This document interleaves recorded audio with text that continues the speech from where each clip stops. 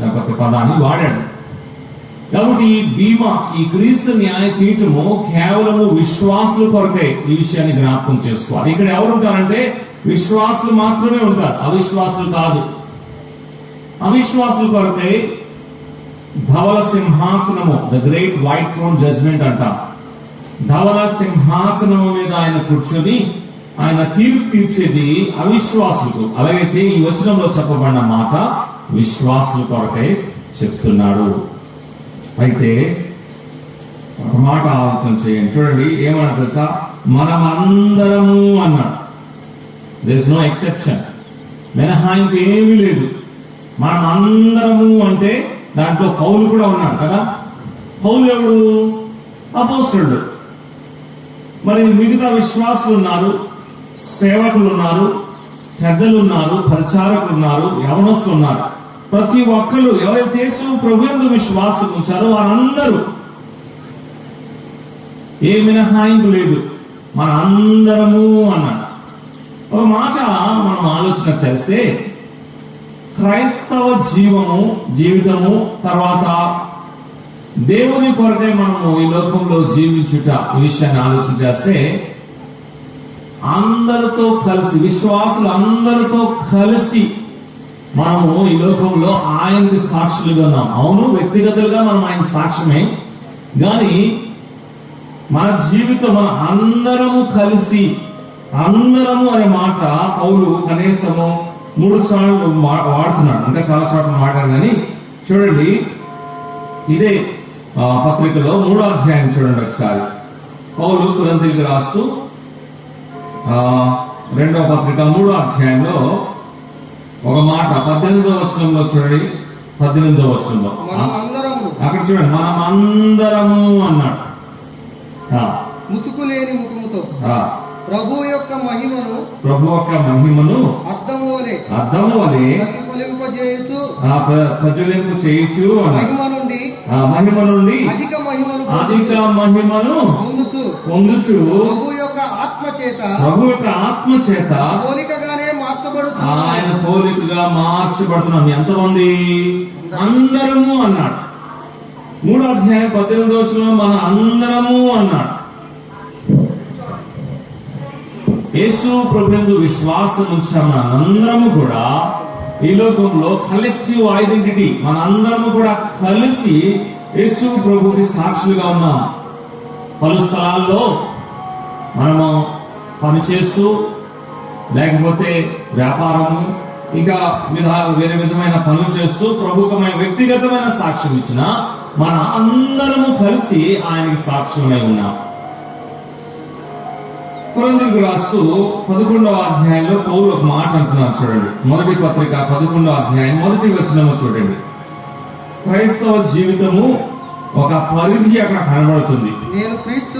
చూడండి, నేను క్రీస్తును పోలి నడుచుకున్న ప్రకారము మీరును నన్ను పోలి నడుచుకోండి. ఇక్కడ కనీసం 3 విషయాలు జ్ఞాపకం ఉంచుకోండి. చూడండి, నేను అన్నాడా? ఆ మాట ఉందా లేదా బైబిల్? చూడండి, నేను అన్నాడు. రైట్. తర్వాత క్రీస్తు అనే మాట అక్కడ ఉంది. తర్వాత మీరు. ఈ 3 విషయాలు పట్టుకోండి అక్కడ. నేను, క్రీస్తు, మీరు. అంతేనా? ఈ 3 విషయాలు అక్కడ మనం గమనిస్తే మన క్రైస్తవ జీవితం యొక్క పరిమాణం లేకపోతే పరిధి అక్కడ కనబడుతుంది. ఏంటి అంటే నేను, క్రీస్తు, మీరు. క్రీస్తు అనే వ్యక్తి మన సహవాసానికి కేంద్రము. ఇలా ఆలోచించేయండి. నేను, క్రీస్తు, మీరు. ఇలా ఆలోచించేయండి. ఈ క్రమంలోనే నేను, క్రీస్తు, మీరు. కాబట్టి క్రీస్తు ఎక్కడ ఉన్నాడు? ఆ సెంటర్లో, ఆ మధ్యలో, కేంద్రంలో ఆయన ఉన్నాడు. ఈ నేను అనే వ్యక్తి ఈ మీరు అనే వ్యక్తితో సహవాసము చేయాలంటే ఎలా చేయగలడు అంటే క్రీస్తు ద్వారానే కదా. నేను, క్రీస్తు, మీరు. ఈ మీరును అనే వ్యక్తి, ఈ గుంపు, ఈ మీరు అనే వ్యక్తి గుంపు నేను అనే వ్యక్తితో సహవాసం చేయాలంటే ఎలాగా? క్రీస్తు ద్వారానే. నేను మీతో సహవాసం చేయాలన్నా మీరు నాతో సహవాసం చేయాలన్నా క్రీస్తు ద్వారానే. మన సహవాసానికి కేంద్రము క్రీస్తు. మన క్రైస్తవ జీవితము నేను క్రీస్తు, నేను క్రీస్తు, మీరు క్రీస్తు, మీరు క్రీస్తు, నేను. ఇది మన క్రైస్తవ జీవితం ఒక పరిధి. అలాగైతే మన అందరము కలిసి యేసు ప్రభుకి సాక్షులై ఉన్నాం. మనం అందరము యేసు ప్రభుతో సహవాసము చేస్తూ, యేసు ప్రభు ద్వారా ఒకరితో ఒకరు సహవాసము చేస్తూ దినదినము ఆయన స్వారూప్యంలో మార్చబడుతున్నాం. అందరము అన్నాడు. 5వ అధ్యాయంలో ఏమన్నాడు చెప్పండి? మన అందరము ఆయన ఎదుట నిలిచిద్దాం. అందరము అనే మాటను జ్ఞాపకం చేస్తున్నాం. యేసు ప్రభు రాకడ సమయంలో ఆ సందర్భంతో మాట్లాడుతూ కూడా అదే మాట అన్నాడు. చూడండి, తెస్సలోనికీయులకు రాస్తూ మొదటి పత్రిక 4వ అధ్యాయం చూడండి. పౌలు తెస్సలోనికీయులకు రాసిన మొదటి పత్రిక 4వ అధ్యాయం. అక్కడ కూడా అదే భావాన్ని పౌలు వ్యక్తపరుస్తున్నాడు.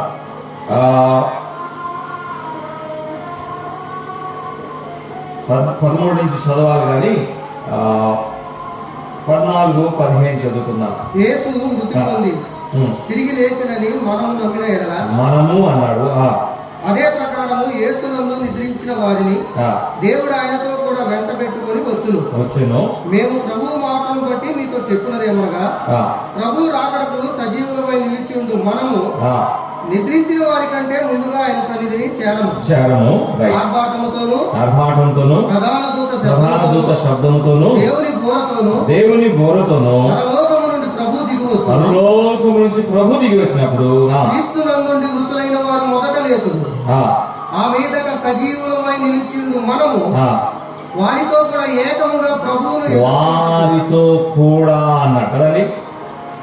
ఆ మాట మన అందరం కాగా మనము సదాకాలము క్రీస్తుతో ఉన్నాము. మనము అన్నాడు. మనందరము, మనము. చూడండి, క్రైస్తవ జీవితము ఒంటరిగా నా మట్టుకు నేను జీవించడానికి లేదు. ఏం చేయాలి చెప్పండి? ఇతరులతో కలిసి జీవించాలి. ఇతరులతో నేను సహవాసము చేయాలి. ఇతరులతో కలిసి నేను పరిచర్య చేయాలి. ఇతరులతో కలిసి ప్రార్థన చేయాలి. ఇతరులతో కలిసి ప్రభుని ఆరాధించాలి.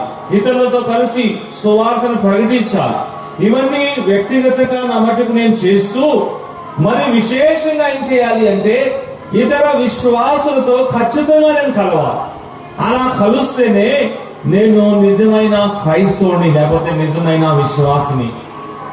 ఏ ఒక్క విశ్వాసి కూడా ఏ ఒక్క కారణం చెప్పినా క్రైస్తవ జీవితంలో ఒంటరిగా ఉండడానికి వీల్లేదు. సంఘ సహవాసం ఆయన ఎందుకు ఇచ్చాడంటే మన అందరము కూడా కలిసి ఉండాలి. అపోస్తల కార్య గ్రంథము 2వ అధ్యాయం మొదలుకొని మీరు చదవండి. సంఘం ఒక ప్రారంభ దినాలు సాక్ష్యాన్ని మీరు చూసి వారందరూ ఏకముగా ఉన్నారు, కలిసి ఉన్నారు, ఏకముగా ప్రార్థన చేస్తున్నారు, ఆరాధిస్తున్నారు, ఏకముగా సాక్ష్యం ఇచ్చేవారుగా ఉన్నారు. ఎందుకు ఏకముగా ఇవన్నీ చేస్తున్నారు? ప్రభు వచ్చినప్పుడు మనందరము కూడా ఏకముగా ప్రభువును కలవడానికి ఏమవుతాం చెప్పండి? ఎత్తపడతాం. మన పరలోకము ఆరోహణము మనందరము కలిసి కదా. యేసు ప్రభు వచ్చినప్పుడు ఏమవుతుంది? ప్రభునందు నిద్రించిన వారు వాళ్ళు మొదటి లేపబడతారు. అలాగే వెళ్తారా? కాదు. సజీవుగా ఉన్న మనము మార్చబడతాం. ఏకముగా కూడి మనందరము కలిసి యేసు ప్రభుని ఎదుర్కొంటాం, లేకపోతే ప్రభుని కలుస్తాం. అదొక మెట్టు అయితే, రెండవది మనందరము కూడా క్రీస్తు న్యాయపీఠం ఎదుట నిల్చుంటాం. వ్యక్తిగతంగానే జవాబిస్తాం కానీ నించునేది ఎలా అంటున్నాడు? మన అందరము అన్నాడు. అంటే ఆ మాటకు అర్థము ఆ న్యాయపీఠం ఎదుట సంఘం అంతా ఉంటుంది. అందరూ ఒకే స్థలములో ఒకే సమయంలో క్రీస్తు న్యాయపీఠం మీద నిల్చొని వ్యక్తిగతమైన జీవితం ఒక లెక్కపు చెప్తాం. ఈ విషయాన్ని జ్ఞాపకం చేసుకుంటున్నాం. ఎందుకు ప్రభు ఇలా ఉంచాడంటే అందరూ కలిసి మనం సహవాసం చేస్తున్నాం. అందరము కలిసి దేవునికి మహిమలో దినదినము మనం మార్చబడడానికి ఆయన ఏర్పాటు చేశాడు. అందరము కలిసి ప్రభువుతో మనము కొనుక్కోబోతాం, లేకపోతే ప్రభు ఎదుగుతాం. తర్వాత మన అందరము కలిసి ఇదిగో ప్రభు ఎదుట నిల్చుంటాం. అంత మాత్రమే కాకుండా ఈ లోకంలో, ఈ భూలోకంలో ఆయన ప్రత్యక్షమైనప్పుడు మన అందరము అక్కడ కలిసి ప్రభుతో మరలా తిరిగి లోకానికి వస్తాం. అంటే ఈ మాటలు ఎందుకు చెప్తున్నాను అంటే, క్రైస్తవ జీవితంలో ఇతరులతో సహవాసం, విశ్వాసులతో సహవాసం అనేది చాలా ప్రాముఖ్యమైనది. అందుకే పౌలు యేసు ప్రభు ఒక రాకడ గురించి చెప్తూ ఇలా హెచ్చరించాడు. చూడండి, హెబ్రీ పత్రికలో, అంటే పౌలు రాసిన నమ్ముతున్నాను కాబట్టి పౌలు అన్నాను, లేకపోతే హెబ్రీ గ్రంథకర్త. హెబ్రీ పత్రిక 10వ అధ్యాయము 23వ వచనం నుంచి చదువుకుందాం. చూడండి ఏమన్నాడు. వాగ్దానం చేసిన వాడు నమ్మదగిన వాడు కనుక మన నిరీక్షణ విషయమై మనము మెప్పుకొనిన ఈ నిశ్చలముగా పట్టుకొందుము. కొందరు మానుకొనుచున్నట్లుగా సమాజముగా కూడుట మానక ఒకరినొకడు హెచ్చరించు. ఆ దినము అది ఏ దినము? యేసు ప్రభు ఒక ఆకడ దినము కదా. కాబట్టి ఇప్పుడు ఆ దినము సమీపించే కొలది ఏం చేయాలి? మరి ఎక్కువగా చేయాలి. ఏం చేయాలి? సమాజముగా కూడుకోవాలి. సమాజముగా కూడుకుంటా అంటే ఇతరులతో సహవాసములో ఉండుట, సంఘ సహవాసములో, ఇతర విశ్వాసులతో సహవాసములో ఉండుట. అలాగైతే మనం ఆ దినము సమీపించే దినములోనే మనం ఉన్నాం. కొందరు మానుకున్నట్ల మనం మానుకునే వారుగా ఉండకూడదని హెచ్చరిస్తున్నారు. మనం ఉన్న దినాల్లో కూడా అనేకులు ఏమంటున్నారు చెప్పండి? మానుకుంటున్నారు. ఎందుకు మానుకుంటున్నారు? చెప్పండి. ప్రతి చోట దేవుని దాసులు, పెద్దలు వాళ్ళ యొక్క ఆవేదన, వారి కన్నీరు ఏంటి అంటే, మానుకునే వారు ఎక్కువైపోయారు సంఘంలో. ఎందుకు మానుకుంటున్నారు?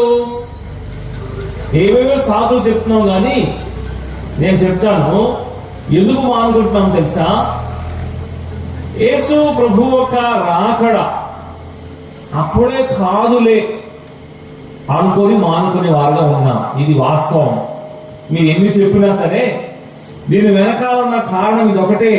ఏంటది అంటే, అప్పుడే రాళ్లే ప్రభు అనుకొని మానుకునే వారు మీరు సంఘాల్లో కనబడుతున్నారు. పౌలు అప్పుడే హెచ్చరించాడు.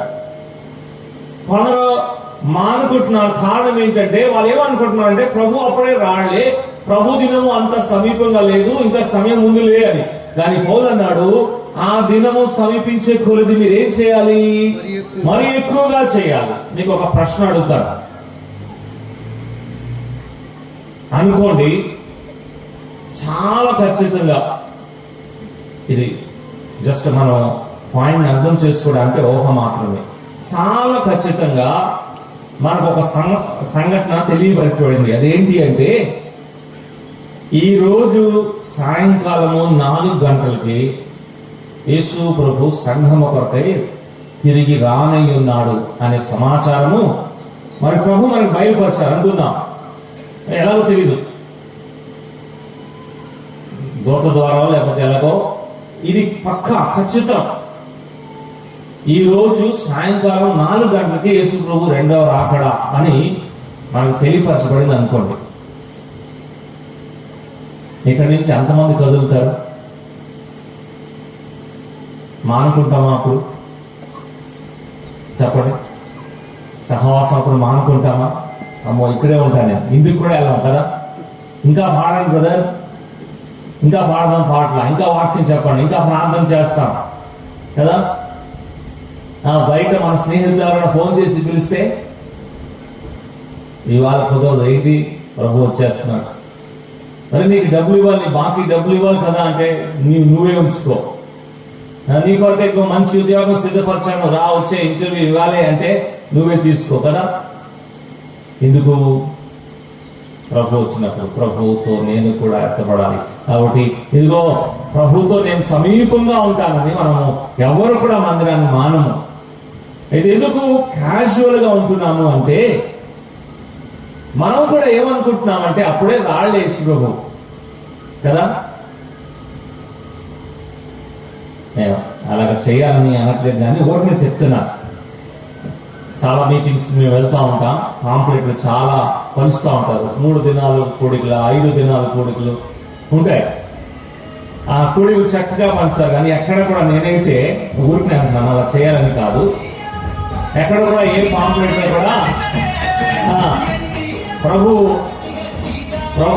ఒకవేళ తన రాకడ లేకపోతే ప్రభు వచ్చే పర్యంత ప్రభు ఒకవేళ వస్తే ఈ కోరికలు రద్దు చేయబడతాయి అని ఎక్కడ రాయకూడదు కదా. మనం పాంప్లెట్ వేసినప్పుడు ఏమనుకుంటున్నాం అంటే ఈ 3 దినాలు మీటింగ్ అయిన తర్వాతే వస్తాడేమో యేసు ప్రభు. చిన్న స్టార్ మార్క్ పెట్టి కింద హెచ్చరిక రాయాలన్నమాట. ఏంటి అంటే ఒకవేళ ప్రభు ఇంకా సమయం వస్తే ఈ 3 రోజులు ఉంటాయి, లేకపోతే మధ్యలోనే మన ప్రభుత్వం వెళ్ళిపోతాం. మనము కూడా ఎక్కడో మన సబ్ కాన్షియస్ మైండ్ లో ఎక్కడో మనము కూడా ఏమనుకుంటున్నాం అంటే కాదులే, అప్పుడే కాదులే ప్రభు ఒక రాకడ. ఈ మనిషి అంశం తీసుకున్నాను ప్రభుని ఎంత దాన్ని స్థుతిస్తున్నాను. క్రీస్తు ఒక న్యాయపీఠము, అక్కడ నేను నించొని ఈ లోకంలో ప్రభు కొరకై నేను ఎలా జీవించానో వ్యక్తిగతంగా నా లెక్క నా ప్రభుకి నేను అప్పచెప్తాను. మన అందరము అన్నాడు కదా. మన అందరము అంటే నేను నా లెక్క నా ప్రభుకి అప్పచెప్పినప్పుడు ఇదిగో సంఘం అంతా అక్కడ ఉంటుంది, విశ్వాస సమూహం అందరూ అక్కడ ఉంటారు. అందరూ ఎదుట క్రీస్తు న్యాయపీఠం ఎదుట నేను ఈ లోకంలో ఆయన కొరకు ఎలా జీవించానో నేను సాక్ష్యం ఇస్తాను, లేకపోతే నా లెక్క అప్పచెప్తాను. ఎంత భయపడాలని చెప్పండి. అలాగైతే ఇది ఎప్పుడు జరుగుతుంది అంటే ప్రభు సంఘము కొరకై ఆయన మధ్యాకాశంలో వచ్చి సంఘాన్ని ఆయన తీసుకెళ్ళినప్పుడు ఈ బీమా, ఈ జడ్జిమెంట్ లేకపోతే ఈ న్యాయపీఠము అప్పుడు వస్తుంది. అలాగైతే మనం ప్రభు ఒక రెండవ రాకడ అర్థం చేసుకోవాలి. వరుసగా మనం వెళ్తాం. మొదటిగా ప్రభు రెండవ రాకడ అర్థం చేసుకుంటాం. తర్వాత ఆ రాకడ ఎలా జరుగుతుంది, ఏ విషయాలు ఉంటాయి, తర్వాత ఏ విషయంలో మనము ప్రభుకి లెక్కప్ చెప్పాలి. ఈ 3 అంశాలు ఈ 2 దినాలు నేను మీతో పంచుకోవాలని ఆశపడుతున్నాను. దాంట్లో ఇప్పుడు మొట్టమొదటి ప్రభు ఒక రెండవ రాకడ గురించి ఆలోచన చేస్తాం. దేవుని గ్రంథంలో యేసు ప్రభు ఒక మొదటి రాకడ, అలాగే యేసు ప్రభు ఒక రెండవ రాకడ, రెండు కూడా ప్రస్తావించబడింది. పాత నిబంధనలో ప్రస్తావించబడింది, క్రొత్త నిబంధనలో కూడా ప్రస్తావించబడింది. అలాగైతే ఒక చాలా ఆసక్తికరమైన విషయం చూడండి. యూదా పత్రిక ఒకే అధ్యాయం కాబట్టి 1వ అధ్యాయం యూదా పత్రిక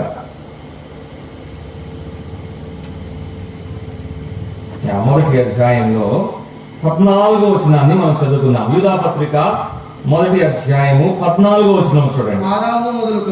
ఆదాము మొదలుకొని 7వ వాడైన హనోకు కూడా వీరిని గూర్చి ప్రవచించి ఇట్లనెను, ఇదిగో అందరికి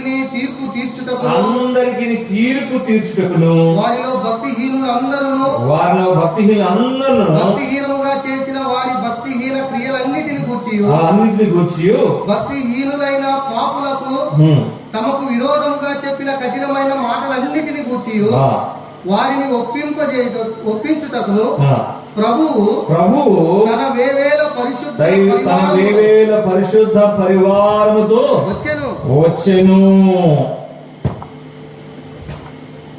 హనోకు ఈ మాటలో ప్రభు వచ్చెను అని మాట ప్రవచనాత్మకంగా చెప్పాడు. ప్రభు ఒక రాకడ అంటే దీంట్లో 2 అంశాలు ఉన్నాయి. ఒకటి ఆ జల ప్రళయం ముందున్న ఈ ప్రవచనం, రెండవది ప్రభు వస్తాడు అనే మాట హనోకు కూడా తనున్న దినాల్లో చెప్పాడు అనే విషయాన్ని జ్ఞాపకం చేసుకుంటున్నాం. నూతన నిబంధనలో మనం వస్తే యేసు ప్రభు రాకడ గురించి అపోస్తలుడైన పౌలు మాట్లాడాడు.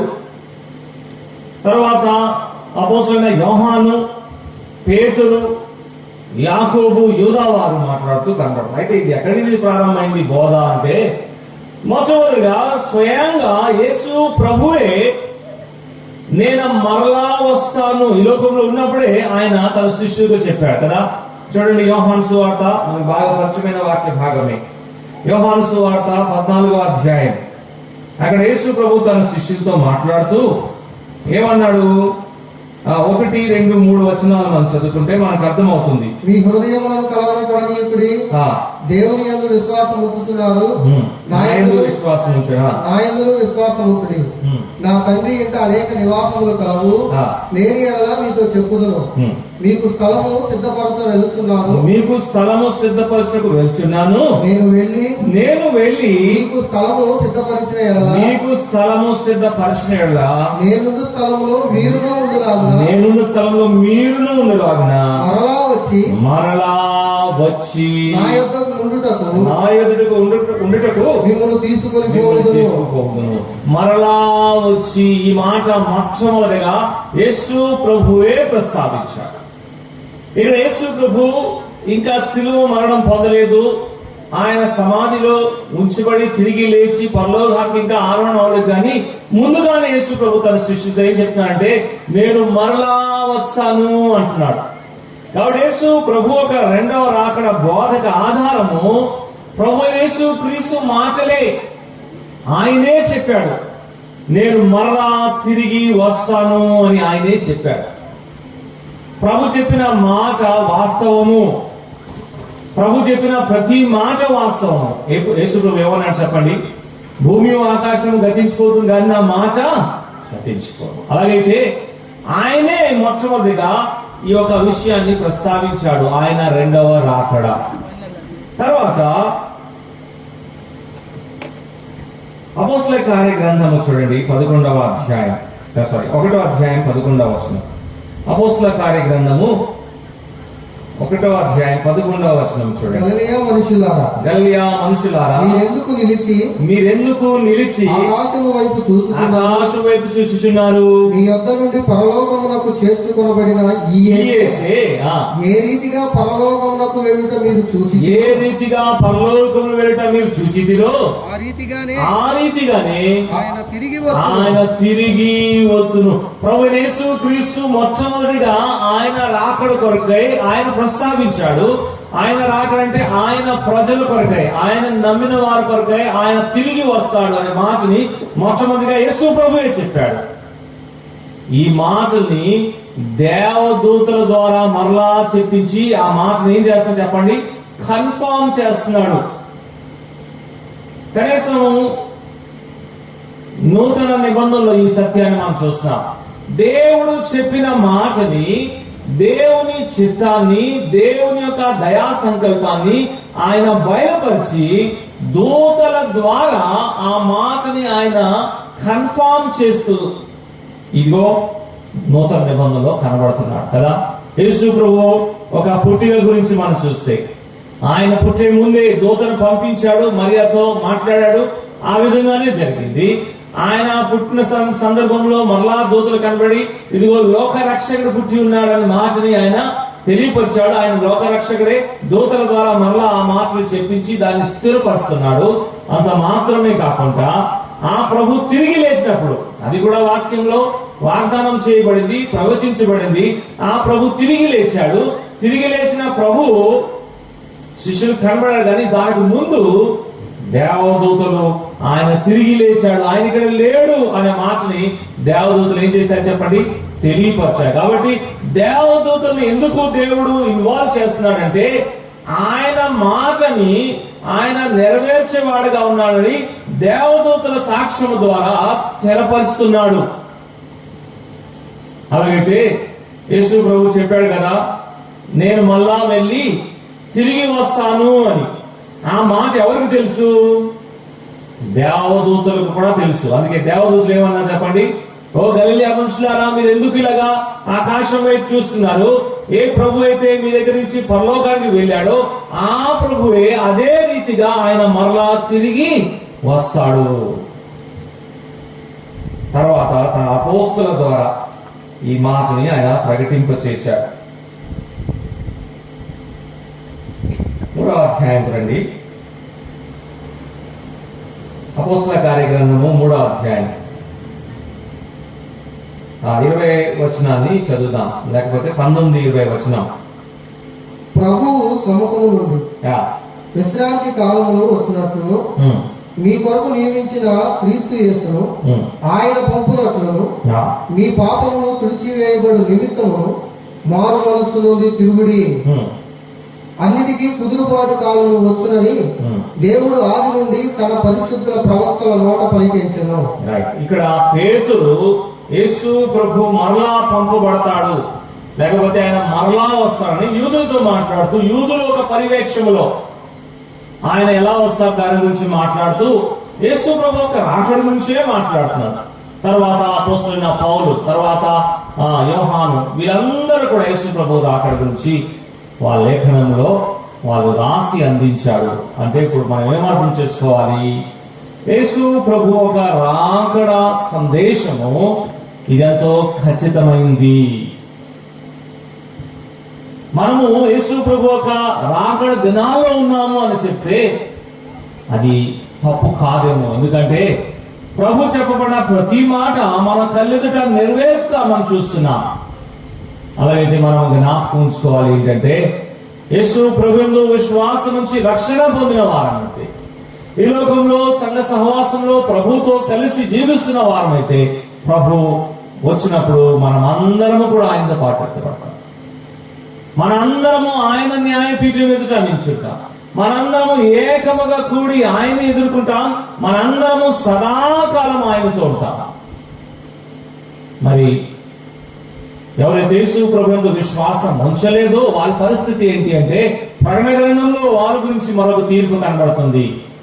అది ధవల సింహాసనం ఒక తీర్పు.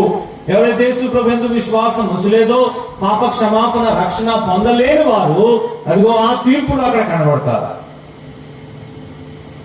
ఇక్కడేమో న్యాయపీఠము, అక్కడేమో సింహాసనము. అలాగైతే ఉదయకాల సమయంలో ప్రేమతో ఒక హెచ్చరిక. యేసు ప్రభువునందు విశ్వాసం ఉంచావా? రక్షణ పొందావా? నీ పాపము క్షమించబడిందా? ప్రభుతో సహవాసము కలిగి ఉన్నావా? రక్షణ నిశ్చత, అవును ప్రభు వచ్చినప్పుడు నేను కూడా ఆయనతో పాటు పరలోకానికి ఎత్తబడతాను అనే నిరీక్షణ, విశ్వాసము, నిశ్చత నీకుంటే నువ్వు ధన్యుడివే. ఒకవేళ లేకపోతే ఈ ఉదయకాల సమయంలో ఇప్పుడైనా సరే యేసు ప్రభువునందు విశ్వాసం ఉంచి రక్షణ పొందాలని ప్రేమతో మనం చేస్తాం. ఎందుకంటే ఆ తీర్పు, ఆ ధవల సింహాసనము తీర్పు చాలా భయంకరమైంది. ఆ తీర్పు తర్వాత ఇంకా వేరే ఆప్షన్స్ ఏమి ఉండదు. నేరుగా ఎక్కడికి వెళ్ళిపోతారు చెప్పండి?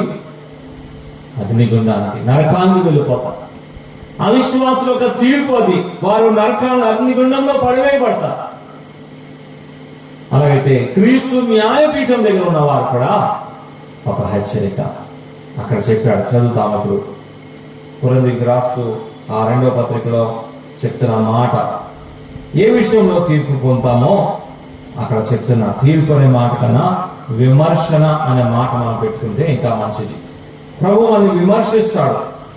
అంటే మన జీవితాన్ని ఆయన పరీక్షిస్తాడు.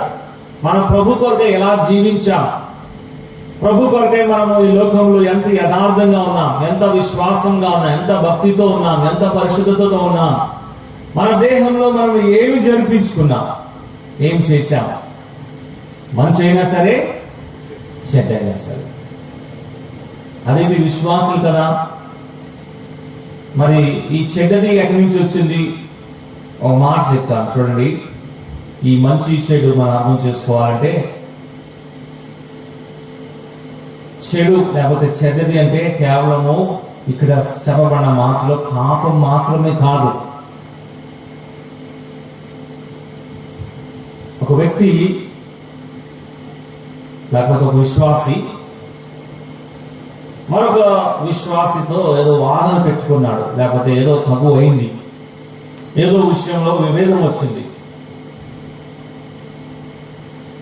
ఆ వ్యక్తి, ఆ విశ్వాసి తన సహోదరుని క్షమించలేదు అనుకుందాం. క్షమించాలి కానీ క్షమించలేదు. వాదన తీవ్రత అయిపోయింది. క్షమింపు లేని స్థితిలోకి ఇద్దరికి వెళ్ళిపోయారనుకోండి, దేవుడు దాన్ని చెడ్డది అని వెలుచుకుంటాడు. వాళ్ళు వ్యభిచారం చేయలేదు, దొంగతనం చేయలేదు, హత్య చేయలేదు, లేకపోతే మత్తు పదార్థాలు తీసుకోలేదు కదా. కానీ ఏం చేయలేదు చెప్పండి? ఒకరితో సమాధానం పడలేదు, ఒకరితో శ్రమించలేదు. ఇది చెడ్డది అంటాడు దేవుడు. దిస్ ఇస్ నాట్ గుడ్, ఇది మంచిది కాదు. దానికి నువ్వేం చేయాలి చెప్పండి? ప్రభు యొక్క లెక్క చెప్పాలి. అంటే అలాగని ఇవన్నీ చేయొచ్చని కాదు. ఇవన్నీ చేస్తే ప్రభు ఖచ్చితంగా చాలా తీవ్రంగా మనం అడుగుతాడు. అదే సమయంలో ఈ చిన్న చిన్న విషయాలు కూడా అంతే.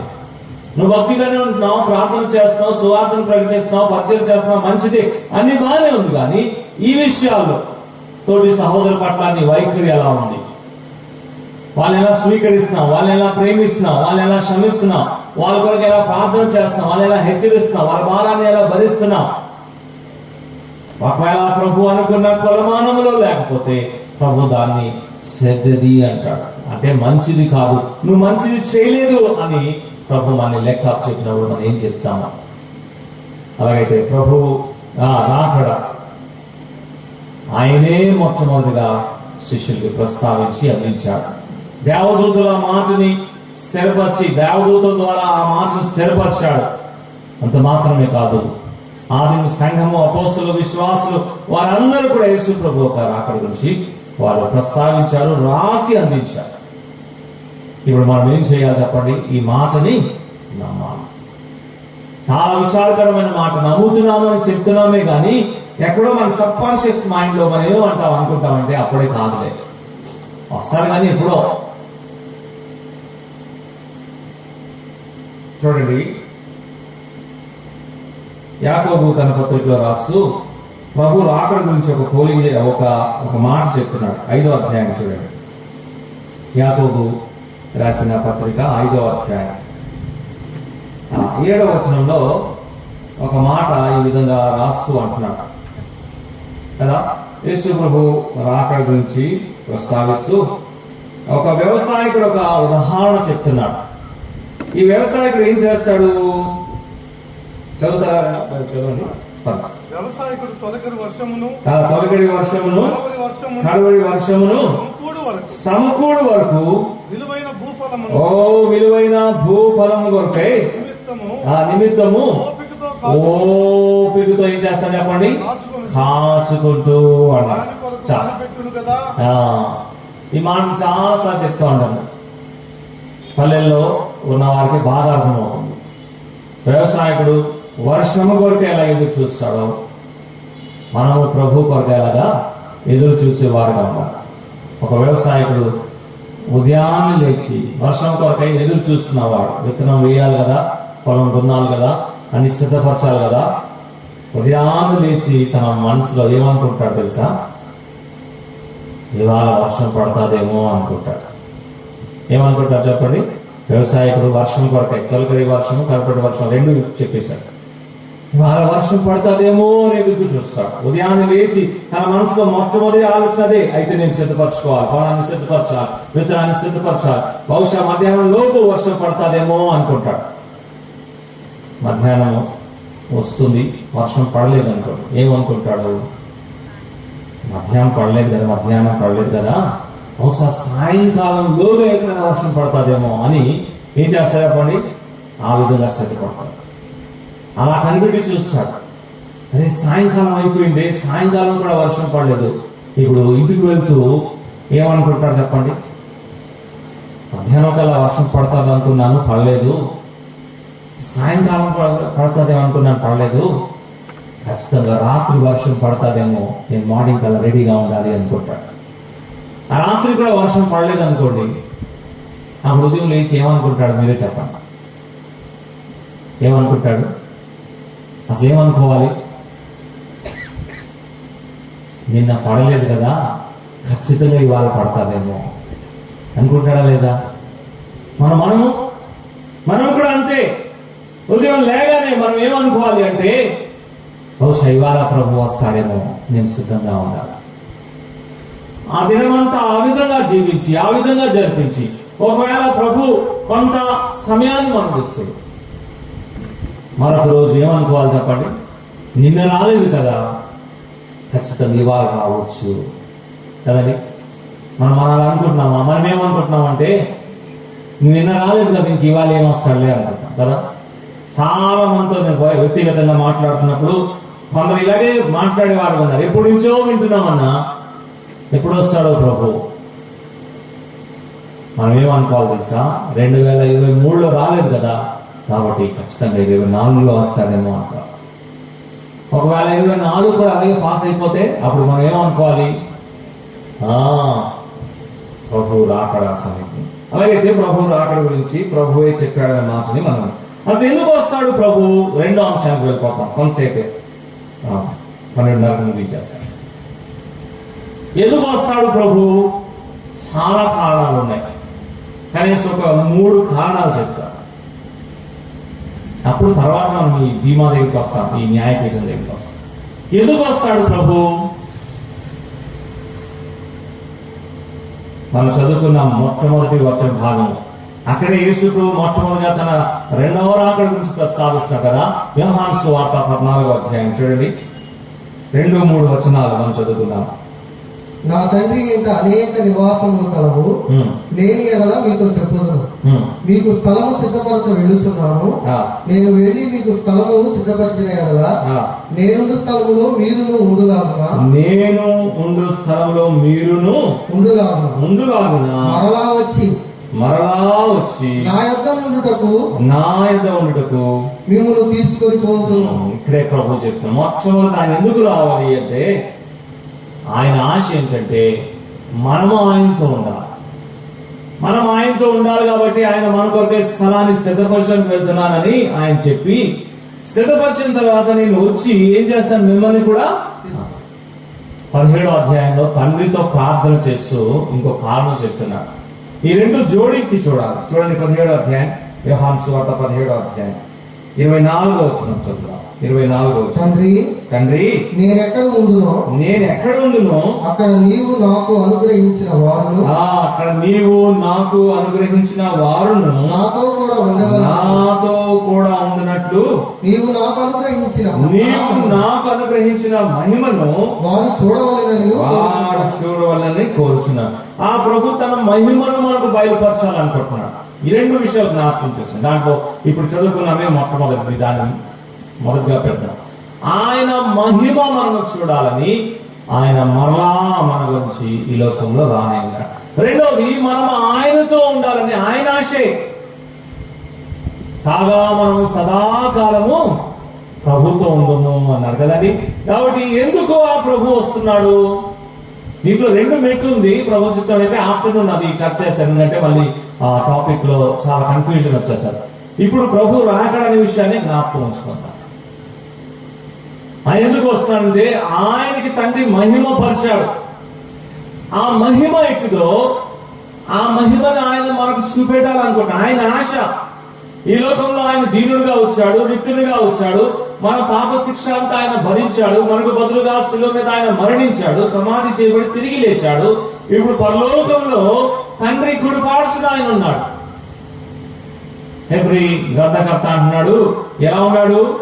మహిమా ప్రభావము కిరీటము ధరించిన వాడుగా ఉన్నాడు. కానీ మనం ఆయన్ని భౌతికంగా ఆ మహిమా కిరీటం ధరించిన వాడుగా చూడలేదు. ఆత్మీయమైన అర్థంలో దాన్ని అర్థం చేసుకుంటున్నాం. మనలో ఉన్న పరిశుద్ధాత్మను బట్టి ఆ మహిమను మనం గ్రహించి ఆనందిస్తున్నాం, కానీ భౌతికంగా ఆ మహిమను మనం చూడలేదు. ప్రభు అంటున్నాడు, నా మహిమ వారు చూసినట్టు కదా. దేవుని మహిమ, సంపూర్ణమైన దేవుని మహిమ మనం చూడాలి అంటే దేవుడు ఎక్కడుంటున్నాడో అక్కడికి వెళ్ళి ఆ మహిమను మనం చూడగలము. ఇన్ హిస్ డ్వెలింగ్ ప్లేస్, ఆయన నివసించే స్థలములో ఆయనకి ఎట్టి మహిమ ఉందో, ఆయన ఎంత మహిమ గలవాడో అది కేవలము సంపూర్ణంగా అక్కడే బయలుపరచబడుతుంది. భూలోకంలో కూడా ఆయన తన మహిమను బయలుపరచాడు, కానీ అది కొంత మాత్రమే, ఆంక్షికమైనది. శిష్యులు యేసు ప్రభు మహిమను చూశారు. ఇప్పుడు సమయం లేదు, కానీ 2వ అధ్యాయం 11వ వచనంలో ఆ మాట రాయబడి ఉన్నది. యోహాను సువార్త 2:11లో కానాలో ఈ మొట్టమొదటి సూచక్రియ చేసి యేసు తన మహిమను బయలుపరిచెను అని మాట ఉంది కదా. మరి ఆ మహిమను శిష్యులు చూశారు కదా, సరిపోతుంది కదా, మరలా ఎందుకు ప్రభు రావాలి? రూపాంతర కొండ మీద యేసు ప్రభు ఆయన మహిమ స్వరూపం అక్కడ కనబడింది, సరిపోతుంది కదా అంటే ఇవన్నీ గ్లింప్సెస్ మాత్రమే, చిన్న కొంచెం అంశం మాత్రమే. సంపూర్ణమైన ఆయన మహిమ ఎక్కడ ఉంటుందంటే ఆయన ఎక్కడైతే ఉంటున్నాడో అక్కడ. పాత నిబంధన గ్రంథంలో యెషయా భక్తుడు ఆయన మహిమను ఎలా చూశాడు చెప్పండి? 6వ అధ్యాయంలో, ఓ పరలోకంలో ఆ మందిరంలో ఆయన మహిమ ఎలా నిండి ఉందో ఆ మహిమ ఎదుట ఆయన నిలవలేకపోయాడు. ఆ మహిమను చూసి అన్నాడు, అయ్యో నేను ఎంత దౌర్భాగ్యుడు అన్నాడు. ఆయన సంపూర్ణమైన మహిమ ఆయన నివసించిన చోట్లు. అందుకే ప్రభు అన్నాడు, నేను ఎక్కడైతే ఉంటున్నానో అక్కడ వీరు కూడా ఉన్నట్లు. అందుకే ప్రభు వస్తాను మొట్టమొదటి ఆయన మహిమ మనకు చూపెట్టాలనుకుంటున్నాడు. ఆ మహిమని మనం చూడడానికి ఇష్టపడుతున్నామా? ఆయన తిరిగి లేచిన తర్వాత ఈ మాట అన్నాడు చూడండి, యోహాను సువార్తలోనే. యోహాను సువార్త 20వ అధ్యాయం 17వ వచనం చూడండి. యేసు ఆమెతో, నేను ఇంకనూ తండ్రి యొద్దకు ఎక్కిపోలేదు కనుక నన్ను ముట్టుకొనవద్దు. అయితే నా సహోదరుల యొద్దకు వెళ్ళి నా తండ్రియు మీ తండ్రియు నా దేవుడును మీ దేవుడునైన వారి యొద్దకు ఎక్కిపోవచ్చున్నానని చెప్పుమని. ఆ తండ్రి దగ్గరికి ఆయన వెళ్ళాడు. ఎందుకు వెళ్ళాడు అంటే ఇదిగో తన కార్యాన్ని తండ్రికి ఆయన తెలియపరిచి ఏం చేస్తాడు చెప్పండి? తండ్రిని సంతోషపెట్టినట్లు. తద్వారా తండ్రి ఆ కుమారుడికి ఇచ్చి మహిమ ఇస్తున్నాడో ఆ మహిమ ఆయన పొందుటకు. తోమా ఆ నెక్స్ట్ అధ్యాయంలో ఒక మాట అన్నాడు. ఏమన్నాడు తెలుసా? యేసు ప్రభు ఒక ఆ గాయాలు నా వేలు పెడితేనే కానీ నేను నమ్మను అన్నాడు కదా. ఆయన ఏం చేశాడు? యేసు ప్రభు ప్రత్యక్షమై, తోమా ఇదిగో చూడు నా చేతులు, నా పక్క చూడు, నీ వేలు పెట్టి దీంట్లో చూడు అన్నాడు కదా. అయితే దానికన్నా ముందు, తోమా కన్నా ముందు, అందరికన్నా ముందు యేసు ప్రభు పరలోకంలో తండ్రి దగ్గరికి వెళ్ళి తన చేతుల్ని తన పక్కనే ఆయన తండ్రికి చూపించాడు. చాలాసార్లు కీర్తన 22 మనం చదువుతాం కదా. వారు నా కాళ్ళు చేతుల్లో ఏం చేస్తున్నారు? మేకులు కొడుతున్నారు, నా తల మీద ముళ్ళు కిరీటం పెట్టారు, నా వస్త్రం మీద చీట్లు వేశారని చెప్తా ఉంటాం కదా. ఈ మాట తండ్రితో కుమారుడు చెప్తున్నాడు. ఆయన తిరిగి లేచిన తర్వాత ఆ పరలోకంలో తండ్రి ఎదుట నించొని తండ్రికి మొట్టమొదటిగా తన చేతులు చూపించాడు. కిందకి వచ్చిన తర్వాత తన శిష్యులు కూడా చూపించాడు. తండ్రి ఆ ఒక బలియాగంలో ఆనందంగా ఉండి ఆయన మహిమ ఇస్తే, ఇప్పుడు యేసు ప్రభు ఆశ ఏంటంటే ఈ మహిమ నా శిష్యులు చూడాలి. వాళ్ళ యేసు ప్రభు ఒక సంపూర్ణ మహిమ ఎవరు చూడలేదు. అపోస్తలుడైన పౌలు ఏమన్నాడు చెప్పండి? అపోస్తలుడైన పౌలు మాట రాయడం చాలా ఆశ్చర్యం. తిమోతికి రాస్తూ 1 పత్రిక 6వ అధ్యాయం అన్నాడు, అసలు సమీపింపు రాని వెలుగులో దేవుడు ఉంటాడు, దేవుడిని ఎప్పుడు ఎవరు చూడలేదు, చూడలేరు కూడా అన్నాడు. అంటే ఆ దమస్కసు మార్గంలో అపోస్తలుడైన పౌలు కూడా యేసు ప్రభు యొక్క మహిమని సంపూర్ణంగా చూడలేదు. మనందరము కూడా సంపూర్ణంగా ఆయన మహిమను చూడాలి అంటే ఆయన తిరిగి వచ్చి మనల్ని ఆ మహిమలోకి తీసుకువెళ్ళాలి. దాన్ని మహిమ ప్రవేశము అంటారు. పేతురు తన పత్రికలో దాన్ని రాస్తున్నాడు. అయితే ఎందుకు ఆయన వస్తున్నాడంటే తన మహిమను, సంపూర్ణమైన తన మహిమను మనకు బయటపరుస్తాడు. రెండవది, ఏ ఉద్దేశం నిమిత్తమైతే ఆయన మనల్ని వేరుపరిచాడో ఏంటది? ఆయనతో ఉండుటకు కదా. అందుకే పేతురు అపోస్తలుడైన పౌలు అంటున్నాడు, మనము సదాకాలము ఎక్కడ ఉంటాం చెప్పండి? ఆయనతో ఉంటాం. తెస్సలోనికీ పత్రిక సదాకాలం ఆయనతో ఉంటాం. రెండవది, ఆయన ఒక చిత్తాన్ని నెరవేర్చుటకు ఆయన కావాలి. ఆయన మహిమను మనకు తెలియపరచుటకు, బయలుపరచుటకు, ఆయన చిత్తము, ఆయన చిత్తాన్ని మన పట్ల జరిపించుటకు. అందుకే బైబిల్ చిట్టు చివరి ప్రార్థన ఏంటంటే, ప్రభువైన యేసు రమ్ము.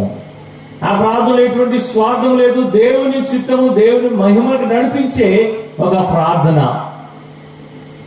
అలాగైతే మనము ఈ ప్రార్థన చేసేవారుగా ఉంటున్నామా? తర్వాత చెప్తున్నాడు, ఇదిగో ఈ వచనంలో మనము దేవునికి లెక్క అప్పచెప్పాలి. మనందరికీ ఒక కాలము, ఒక సమయము దేవుడి లోకంలో ఇచ్చాడు. ఎందుకు ఇచ్చాడంటే ఆయన కొరకై పని చేయడానికి ఇచ్చాడు, ఆయన కొరకై జీవించుటకు ఇచ్చాడు. ఆయనందు విశ్వాసం ఉంచిన వారిని వెంటనే ఆయన ఎందుకు తీసుకెళ్లేదంటే ఆయన కొరకై మనం ఇక్కడ సాక్ష్యంగా ఉండాలని, పని చేయాలని, ఆయన కొరకై మన దేహంలో ఆయన గురించి మనం జీవించాలని ఆయన మనం ఉంచాడు. అందుకే మనకి సమయం ఇచ్చాడు. ఆ సమయము ఆయనే ముగింపు చేస్తాడు. తర్వాత మనందరము కూడా ఆయన ఎదురు నిల్చొని మన జీవితం ఒక లెక్క ఆయనకు అప్పచెప్పాలి. మూడోది, మన దగ్గర నుంచి లెక్క తీసుకోవడానికి ఆయన వస్తున్నాడు. ఈ విషయాన్ని జ్ఞాపకం ఉంచుకుందాం. మిగతా మాటలు మనం మధ్యాహ్నం చూసుకుందాం. అలాగే ఈ సెషన్ లో యేసు ప్రభు యొక్క రాకడ సంబంధించిన విషయాలు ప్రభువే ప్రస్తావించాడు. దూతల ద్వారా ప్రభు దాన్ని కన్ఫర్మ్ చేశాడు. అపోస్తుల ద్వారా రాతపూర్వకంగా మనకు రాసి అందించాడు. ఆయన ఎందుకు రానై ఉన్నాడు అనే విషయాన్ని మనం చూసాం. ఆయన ఎలా వస్తాడో, ఆయన వచ్చినప్పుడు మనకేం జరుగుతుందో, ఆయన ఎదుట మనం నిల్చొని ఏ విషయాల గురించి మనం లెక్క చెప్తామో ముందున్న సెషన్ లో ఈ మాటలు మనం చూస్తున్నాం. ప్రభు ఈ మాటల ద్వారా మనం దీవించిన గాక. చిన్న మాట ప్రార్థన చేసుకొని తదుపరి మాట్లాడే దేవుని దాసునికి సమయాన్ని అప్పగిస్తాం. ప్రార్థన చేసుకుందాం. కృపాకర మా ప్రియ ప్రభువు